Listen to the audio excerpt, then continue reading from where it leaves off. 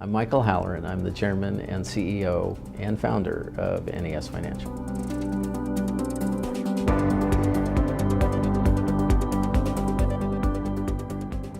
(1031) is a section of the Internal Revenue Code that basically allows you to defer taxes, whether it's capital gains tax or ordinary income tax, in the situation where you sell an asset, you have some sort of gain on that asset or recapture depreciation, and you then replace that asset within a set period of time with a like-kind asset. So the best example would be you have a duplex.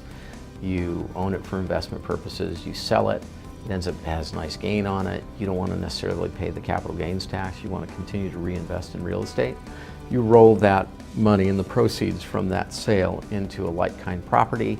That allows you to defer your capital gains tax under Section 1031. We actually, as an organization, have really some of the leading expertise in Section 1031 in the country. Our general counsel is a woman named Kelly Alton, who's actually with the IRS Chief Counsel's Office and wrote part of the 1031 revenue procedure for reverse exchanges. NES serves as the qualified intermediary in a like-kind exchange. And what that means is the exchanger, in order to do a like-kind exchange, will enter into an exchange agreement with us, and they'll assign certain rights in the property they want to sell to us. So the exchange actually occurs between NES as a qualified intermediary and the exchanger. And qualified intermediary, which is a term that was created by the Internal Revenue Code, actually doesn't mean anything. There's no qualifications other than being independent.